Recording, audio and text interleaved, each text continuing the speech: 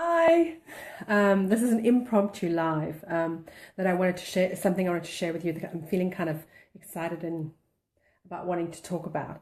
I went to a networking group recently, on Friday actually, it was fantastic. And Olive Ammo, she mentioned how she's an industrial psychologist, and she was talking about how she feels that self-doubt is something that is something we need to really talk about so much more, and an area that she'd like to specialize in. And I really would like her to do that because I think self-doubt is something that we all struggle with enormously. And I know that in my time, it's been a huge issue for me as I've been going forward. And the interesting thing is, how does self-doubt sort of arrive? How does it all kick off, so to speak, inside ourselves, and what is the impact on us? And if you think about it, and if I think about where my self-doubt has come from, I'll explain as I'm going further on, because I really wanted to talk about how you can conquer your self-doubt with the power of being weird.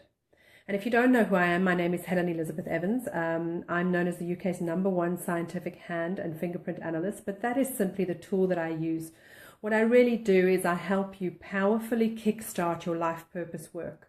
I really believe that we're all here to do something unique and special within ourselves that fulfills us and lights us up and brings our passion and excitement into the world. And that's really my passion, is to really help you do that, because I'm very excited about us all bringing our little bit of weird into the world, our little bit of difference into the world, something that's unique and special about us. So let's talk about self-doubt and the power of being weird, and how we can be weird. By being weird, we can actually conquer that sense of self-doubt. So first of all, one of the reasons why we suffer from self-doubt often is because there's an innate drive within us to want to fit in. It's all about that desire for connection. We have an enormous desire for connection. And I don't know if you saw a TED talk that I shared on my page recently, where they did the 75-year study at Harvard University. And in the study, what they discovered over the 75 years of these people's lives, and this is an ongoing study, that the only thing that ultimately made people happy, no matter how rich they were, how poor they were, what happened in their lives, one person in their study even became the president of the United States, none of that actually even mattered.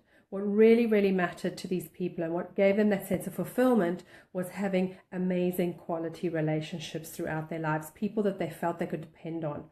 So as human beings, relationships are very important to us. Connection with other people is very important to us. And so that desire for connection tends to make us more likely to make ourselves smaller in some way, or want people to like us, or whatever the case may be. And so often we compare ourselves with other people, and we imagine, well,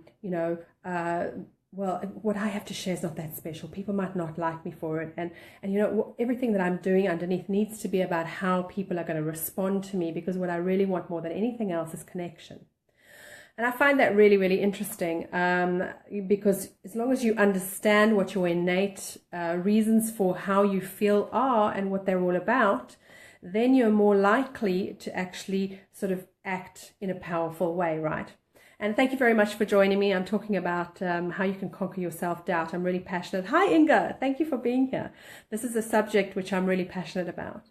I'm talking about very much the power of being weird, and why we need to be weird in order to conquer our self-doubt, and how our self-doubt ultimately comes from our desire to fit in, our desire to connect, and that we really want to help. We want, to develop better relationships with people.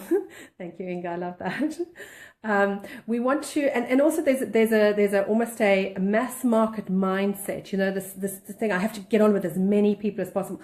My husband laughs at me because he says to me, it's very much about what he calls the shotgun approach. Okay, so that, I don't know if you know how a shotgun works, but it has lots of little pellets in it, and you shoot it at somebody, and you get a much wider spread with your gunshot, so to speak. Whereas if you have a rifle, there's one bullet, and you focus that bullet, and you're more likely to get the person.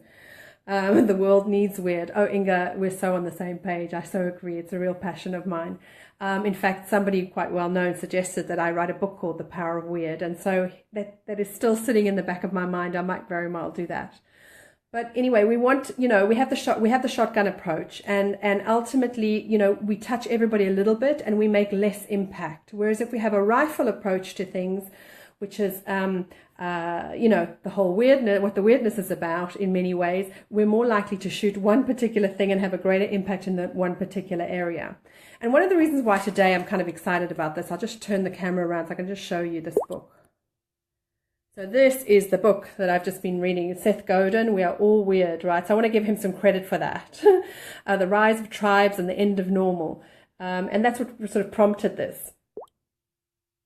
That's what prompted me ultimately to do this particular live, because I really wanted to talk about that. And I loved how he's talking about it is the end of normal. And I don't know if you know much about the bell curve, but most things, they used to be able to fit into a bell curve. So a bell curve is a curve that's kind of shaped like that.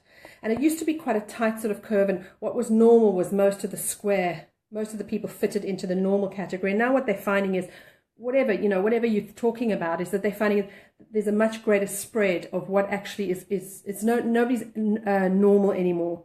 Inga's going, oh, never heard of this book, need to add to my library. Oh, absolutely, I love Seth Godin stuff. He's like Malcolm Gladwell. He talks very much about trends of what is going on. And I love the fact he doesn't even call this book. It's a really little book of his. He calls it a manifesto because it's kind of quite short, and that really appeals to me. So I do highly recommend reading it, because he talks about how things are shifting from the mass market factory sort of way of doing things, and how it used to be in the past that we made all our money by making one thing for a lot of different people. But because people have become richer in terms of their ability, their time, their money and everything else, and that doesn't mean rich per se, but they've got more time available to themselves, they end up being able to have more choice. And he describes weird as actually the people who choose. The people who don't choose to fit in, but they make a choice for themselves. And I really love that, because I think the whole concept of choice is very powerful. It's how you can be powerful yourself. So I'm very much talking at the moment about the power of being weird. Thank you for who else has joined in. Please do say hello. And so if you try, one of the things I love that he says, one of his quotes is, if you try to be all things to all people, you'll fail. So be something important to a few people.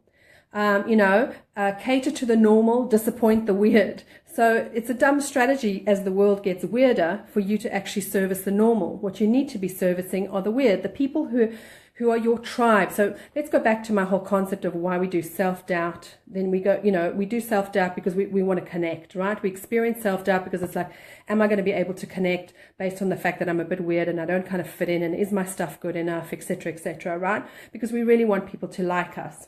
And so what he's actually saying, and what I actually love about this, is the concept is that we all have our own tribe, and that tribe, thanks to the internet, doesn't have to be in proximity, doesn't have to be very close to us. We can find them wherever.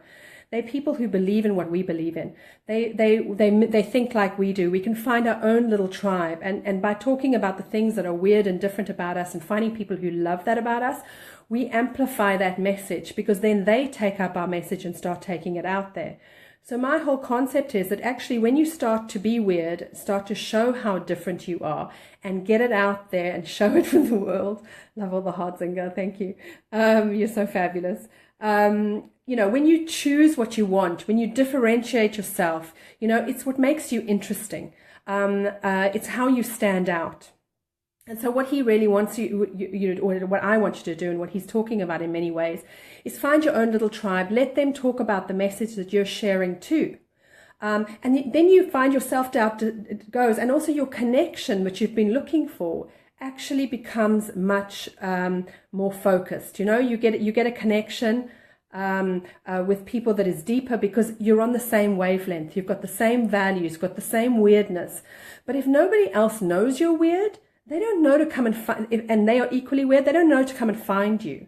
So my recommendation to you, what I'm really passionate about, is be weird, be a bit different, choose things, do things your way, be unique. Put out a unique message there. Disagree with people. You don't have to do it in an unpleasant way, but just focus on what is unique and different about how you think and the way you do things. You don't have to fit in. In fact, please don't fit in, is what Seth is saying, because it's not the future. Trying to fit in is not the future. And it's certainly in business, you're not going to be making money long term by trying to do a mass market approach. You have got to do a really targeted approach about people who are weird like you and like weird things the way you like them, whatever that may be. He talks about, the fishing industry and a particular type of fishing rod that you can get really completely excited about this particular fishing rod.